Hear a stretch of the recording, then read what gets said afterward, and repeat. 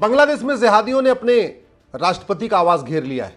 इसके पहले उन्होंने सुप्रीम कोर्ट को घेरा तो सुप्रीम कोर्ट के चीफ जस्टिस को इस्तीफा देना पड़ा। बाद में प्रधानमंत्री आवास घेरा, शेख हसीना जी को बांग्लादेश छोड़ के भागना पड़ा। बांग्लादेश में भी संविधान था जैसे भारत में संविधान है। बांग्लादेश में भी कलेक्टर कप्तान है जैसे भारत में कलेक्टर कप्तान है। बांग्लादेश में भी सेना है जैसे भारत में सेना है। बांग्लादेश में भी सुप्रीम कोर्ट थी जैसे भारत में सुप्रीम कोर्ट है। तो सवाल यह है कि जो समस्या बांग्लादेश में है वो भारत में क्यों नहीं है? अंतर क्या आपको लगता है? संविधान के कारण? भारत में लोग सुरक्षित हैं, संविधान के कारण नहीं है। भारत के प्रधानमंत्री इस्तीफा देकर नहीं भागते तो इसलिए नहीं कि भारत का संविधान उनको बचा के रखा है। भारत में हिंदू बहुसंख्यक है। क्या कभी भारत के राष्ट्रपति भवन को घेरा गया? क्या बिल्कुल नहीं। कभी भारत का सुप्रीम कोर्ट आज तक घेरा गया? क्या नहीं। कभी भारत के प्रधानमंत्री का घर घेरा गया और भारत के किसी प्रधानमंत्री को भागना पड़ा? क्या बिल्कुल नहीं। मैं इसलिए कह रहा हूं भारत और बांग्लादेश में अंतर क्या है। बांग्लादेश पहले ईस्ट बंगाल था। बंगाल का दो पार्ट हुआ, एक पार्ट चला गया ईस्ट बंगाल, दूसरा बन गया वेस्ट बंगाल। वेस्ट बंगाल हमारे पास है और ईस्ट बंगाल बन गया बांग्लादेश। और आज स्थिति यह है कि सुप्रीम कोर्ट के जज वहां इस्तीफा दे दे के भाग रहे हैं, प्रधानमंत्री वहां से भाग रही हैं, राष्ट्रपति भी भागने वाले हैं, बहुत सारे सांसदों ने इस्तीफा दे दिया है। और बांग्लादेश में खास तौर पे जो हिंदू डॉक्टर हैं, इंजीनियर हैं या क्लर्क हैं, चाहे वो कलेक्टर हैं चाहे कप्तान हैं, उनसे जबरदस्ती इस्तीफा दिलवाया जा रहा है। अब तक हजारों की संख्या में हिंदू इस्तीफा दे चुके हैं अपनी सरकारी नौकरी से। मैं बार बार कह रहा हूं भारत के सारे नेता, अभिनेता, लेखक, बुद्धिजीवी, पत्रकार, कलमकार, लेखक अच्छी तरीके समझ लें, आपको संविधान नहीं बचा रहा है। हिंदू बहुसंख्यक हैं इसलिए आप आराम से रहते हैं। आप कोई भी फैसला दे देते हैं माननीय सुप्रीम कोर्ट के जज, हाई कोर्ट के जज, फिर भी कुछ भी नहीं होता, अराजकता नहीं फैलती। क्यों? क्योंकि यह हिंदू बहुसंख्यक है। बांग्लादेश के छोड़िए, मैं एक एग्जांपल आपको पाकिस्तान का देता हूं। कुछ दिन पहले पाकिस्तान में सुप्रीम कोर्ट के जज ने बोल दिया था कि गैर मुसलमानों को भी अपना एक समान धार्मिक अधिकार है। भारत में तो रोज बोलते रहते हैं, भारत की एक कोई न कोई हाई कोर्ट या सुप्रीम कोर्ट हर हफ्ते ये कहती है कि भारत में सब लोग एक समान है और सबको समान धार्मिक अधिकार है। ये बोलते रहते हैं। आज तक कभी सुप्रीम कोर्ट किसी ने घेरा क्या? नहीं घेरा। पाकिस्तान में एक बार बोला है आजादी के बाद कि सभी पाकिस्तान में रहने वाले सभी नागरिकों को धार्मिक स्वतंत्रता एक समान है, पाकिस्तान में रहने वाले सभी एक समान है। नतीजा यह हुआ पूरे सुप्रीम कोर्ट पे धावा बोल दिया और सुप्रीम कोर्ट के जजों को बाकायदा सेना बुलानी पड़ी। सारे कोर्ट छोड़ छोड़ के जाके अपने चैम्बर में जाके बैठे और वहां से सेना उनको सुरक्षित निकाल के ले गई है। ये नतीजा हुआ है। भारत का सुप्रीम कोर्ट मदरसों को प्रोटेक्ट करता है। पाकिस्तान के सुप्रीम कोर्ट के जजों की इतनी हिम्मत नहीं है कि वहां के वो गुरुकुल को प्रोटेक्ट करने की हिम्मत करें। बांग्लादेश के जजों की इतनी हिम्मत नहीं है कि वहां के वो गुरुकुल को प्रोटेक्ट करने की हिम्मत करें। और पाकिस्तान, भारत का सुप्रीम कोर्ट मदरसों को प्रोटेक्ट करता है और उन मदरसों को प्रोटेक्ट करता है जिसमें भारत के खिलाफ नफरत सिखाई जाती है। उन मदरसों को भारत का सुप्रीम कोर्ट प्रोटेक्ट करता है जहां हथियारों का जखीरा मिल चुका है, जहां पे गजवा हिंद की प्लानिंग होती है, जहां भारत के खिलाफ ही चीजें तैयार होती हैं, जहां पाक नापाक सिखाया जाता है, जहां हराम और हलाल सिखाया जाता है। उन मदरसों को भारत का सुप्रीम कोर्ट प्रोटेक्ट करता है जहां सिखाया जाता है वंदे मातरम हराम है, भारत माता की जय हराम है, माता पिता का पैर छूना हराम है, होली, दिवाली, दशहरा, पोंगल मनाना हराम है, हिंदुओं से बातचीत करना हराम है।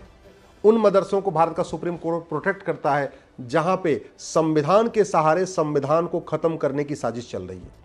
भारत का सुप्रीम कोर्ट उन मदरसों को प्रोटेक्ट करता है जहां माइनॉरिटी की आड़ में मेजॉरिटी को खत्म करने की तैयारी चल रही है। भारत का सुप्रीम कोर्ट उन मदरसों को प्रोटेक्ट करता है जहां लोकतंत्र के सहारे लोकतंत्र को खत्म करने की पूरी तैयारी चल रही है।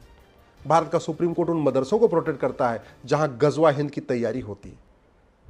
यह दुर्भाग्य है। और इसके बावजूद भारत के सुप्रीम कोर्ट के माननीय जजों के खिलाफ कोई बोलता नहीं। धरना प्रदर्शन करना छोड़िए, सुप्रीम कोर्ट घेरना छोड़िए, कोई बोलता भी नहीं, सम्मान के साथ आवाज करता है। ये क्यों? ऐसा नहीं है, ये संविधान के कारण सुप्रीम कोर्ट के जजों की इज्जत नहीं होती है, ये इज्जत होती है हिंदुओं के कारण। भारत में सुप्रीम कोर्ट कोई भी फैसला दे देती है, कभी जलीकट्टू का फैसला, कभी किसी भी चीज का फैसला, फिर भी शांति रहती है। क्यों? क्योंकि हिंदू बहुसंख्यक है। भारत में सुप्रीम कोर्ट बार बार कहता है सब एक समान है, जबकि धर्म और रिलीजन में जमीन आसमान का अंतर है। धर्म जोड़ता है, रिलीजन तोड़ता है। धर्म और मजहब कभी एक समान हो ही नहीं सकते और सारे पंथ भी एक समान नहीं हो सकते। जैसे पांचों उंगलियां एक समान नहीं हो सकती ना, ऐसे सारे पंथ एक समान नहीं होते। जैनिज्म की टीचिंग बिल्कुल अलग है, बुद्धिज्म की टीचिंग बिल्कुल अलग है, सिखिज्म की टीचिंग बिल्कुल अलग है, और क्रिश्चियनिटी की टीचिंग बिल्कुल अलग है, और इस्लाम की टीचिंग बिल्कुल अलग है। आप देख लीजिए, बिल्कुल अंतर है।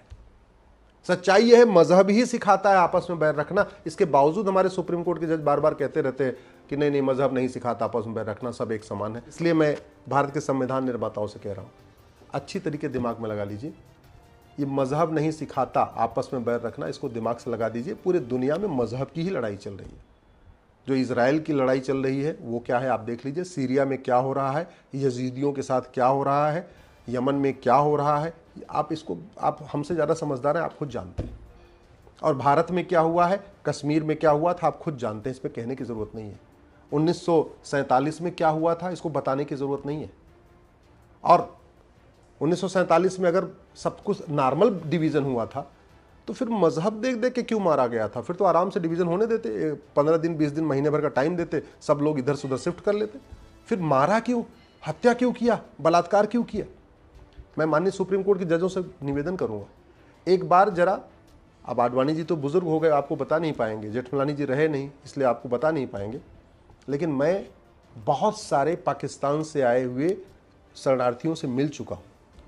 मैं जानता हूं कि आडवाणी जी के साथ क्या हुआ था पाकिस्तान में। मिल्खा सिंह पाकिस्तान छोड़ के क्यों भागे, गुलजार साहब पाकिस्तान छोड़ के क्यों भागे, मोहिंदर अमरनाथ पाकिस्तान छोड़ के क्यों भागे, जेठमलानी के साथ पाकिस्तान में क्या हुआ था, पृथ्वीराज कपूर क्यों भागे थे, सुनील दत्त पाकिस्तान छोड़ के क्यों भागे, प्रेम चोपड़ा पाकिस्तान छोड़ के क्यों भागे, ऋतिक रोशन के दादा रोशन साहब पाकिस्तान छोड़ के क्यों भागे?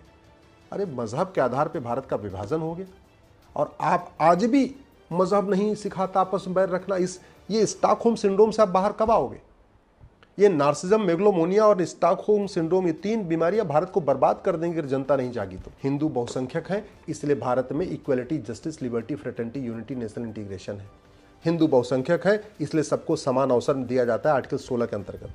हिंदू बहुसंख्यक है, इसलिए आर्टिकल 19 के अंतर्गत सबको बोलने की आज़ादी है, सोचने की आज़ादी है, लिखने की आज़ादी है। हिंदू बहुसंख्यक है, इसलिए आर्टिकल 14 चल रहा है, equality before law, equal protection of law. Hindu बहुसंख्यक है, इसलिए आर्टिकल 15 चल रहा है, जहां कहा, इसमें लिखा हुआ है कि भेदभाव नहीं करना है। तर्क वितर्क करने की आज़ादी है। आप रामायण पे लाख तर्क वितर्क करिए, किसी का गला नहीं कटेगा। ये माननीय सुप्रीम कोर्ट के जज भी अच्छी तरीके से समझ लें। आप भगवत गीता पे शास्त्रार्थ करिए, किसी का गला नहीं कटेगा। रामायण पे ढोल गंवार शूद्र पशुनारी पे जितने तर्क वितर्क करना है करिए, किसी का गला नहीं कटेगा। और करते रहते हैं, नेता आए दिन करते रहते हैं अपना वोट के चक्कर में। आप दूसरी किताबों पे एक बार तर्क करके देख लीजिए। एक वसीम रिजवी ने 26 आयतों को चैलेंज किया था सुप्रीम कोर्ट में, और वो 26 आयतों में क्या लिखा हुआ है उसको जस्टिस नरीमन ने कोर्ट में पढ़ने भी नहीं दिया। सोचिए कितना बड़ा खौफ है। जबकि भी रामायण को कोई चैलेंज करे तो खूब आराम से बहस होगी, भगवत गीता को चैलेंज करे खूब बहस होगी, वेद को चैलेंज करे खूब बहस होगी। 26 आयतों को चैलेंज किया वसीम रिजवी ने, जस्टिस नरीमन की इतनी हिम्मत नहीं हुई कि एक बार उन 26 आयतों को कोर्ट में पढ़ने दें। पढ़ने तक नहीं दिया, 50,000 रुपये पेनल्टी लगा दिया था। ये सिचुएशन है। इसलिए मैं आपसे निवेदन कर रहा हूं, इस वीडियो को अपने जानने वाले सभी नेताओं, अभिनेताओं, लेखकों, बुद्धिजीवियों को भेजिए, पत्रकारों, कलमकारों को भेजिए। जागरण होगा, मानसिकता बदलेगी तो भारत बचेगा। नहीं तो जैसे पाकिस्तान निकल गया हाथ से, अफगानिस्तान हाथ से निकल गया, बांग्लादेश हाथ से निकल गया, मालदीव हाथ से निकल गया, ये सब हिंदू राष्ट्र हुआ करते थे।